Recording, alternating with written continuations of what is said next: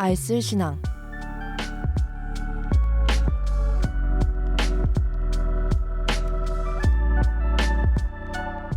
안녕하세요 하고 여러분, 항공에 관한 신비하고 재밌는 이야기를 전달하는 방송 알쓸 신앙의 진행을 맡은 안다현입니다. 오늘은 어떤 이야기가 기다리고 있을까요?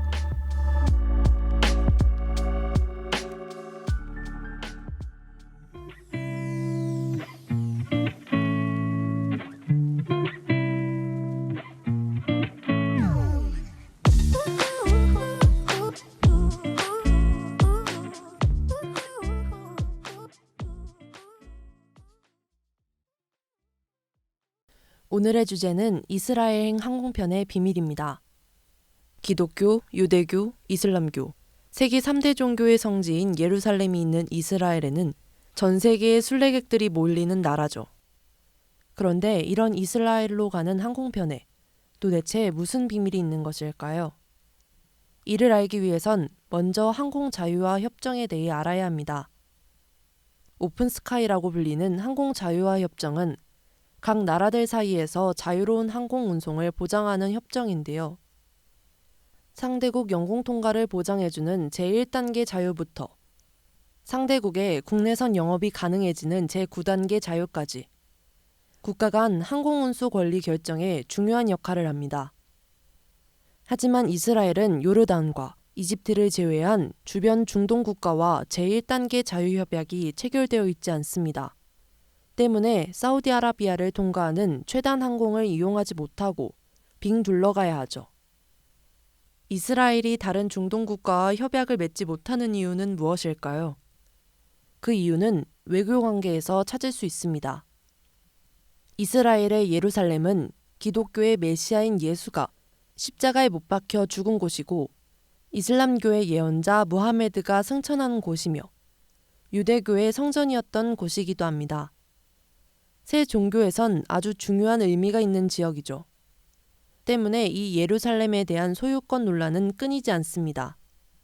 게다가 20세기 초 이슬람 국가 팔레스타인이 살던 이스라엘 땅에 유대인들이 들어오며 벌어진 이스라엘 팔레스타인 분쟁이 두 종교 간의 싸움에 불을 붙였고 이는 중동 국가들에게도 큰 영향을 끼쳤습니다. 결국 사우디아라비아 등 이슬람 국가들은 반이스라엘 정책을 펼쳐 이스라엘 자국기는 물론 이스라엘에서 출발하거나 향하는 항공기도 영공을 통과할 수 없게 되었습니다. 대한항공의 이스라엘 정기편 또한 최단 거리인 사우디 영공을 통과할 수 없어 저 멀리 지중해로 우회하여 운항해야 했습니다. 결국 이 노선의 비행시간은 유럽 최장 노선인 런던행과 맞먹는 12시간이 되어버렸죠. 그러나 요 몇 년간 사우디아라비아가 이스라엘로 향하는 항공기의 영공 통과를 허용해주는 사례가 몇 차례 일어났습니다. 도대체 무슨 바람이 분 걸까요? 그 이야기는 2부에서 이어가도록 하겠습니다.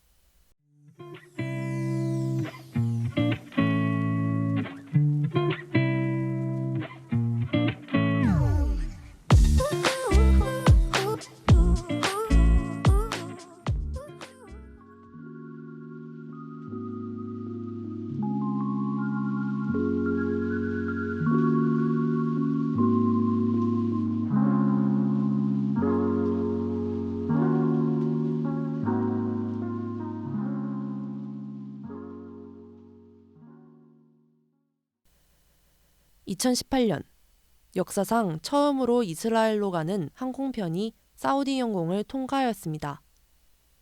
인도 국적 항공사인 에어인디아의 항공편이었는데요. 사우디의 이런 결정은 이스라엘과의 화해의 손길이라는 긍정적인 평이 있었습니다. 반면 이를 부정적으로 생각하는 사람들도 있었습니다. 같은 노선의 이스라엘 국적 항공사가 운영하는 항공편은 영공 통과를 불허했기 때문인데요. 외국 항공사에만 통과 허가를 내준 것은 이스라엘에 대한 도발이라는 해석이었죠. 사우디의 생각은 알 수 없지만 첫 영공 통과 사례가 생긴 것에 의의를 두고 싶네요. 2020년 사우디 영공을 통과해 이스라엘로 간 또 하나의 항공편이 있습니다.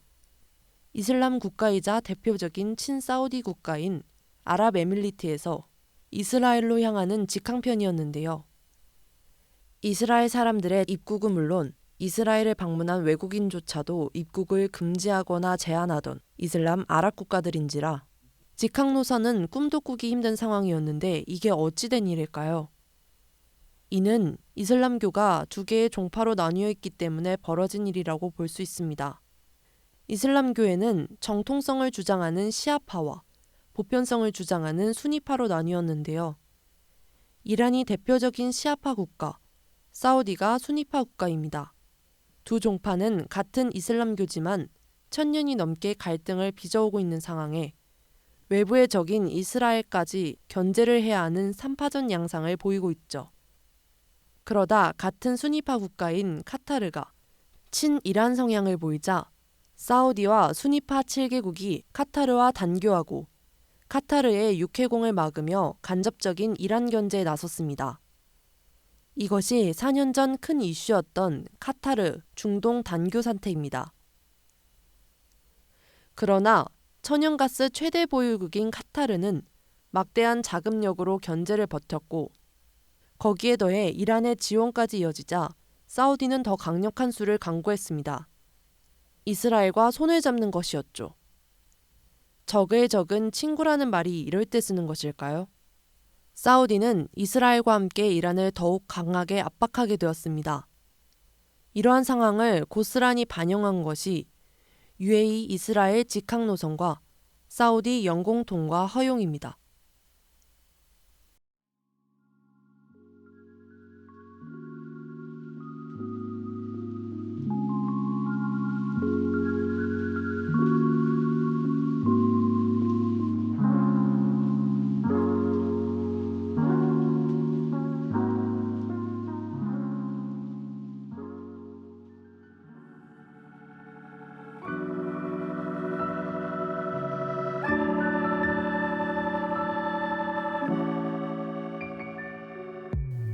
오늘의 이야기는 여기까지입니다. 다음 주에는 북한의 항공에 대해 이야기를 나눠보겠습니다.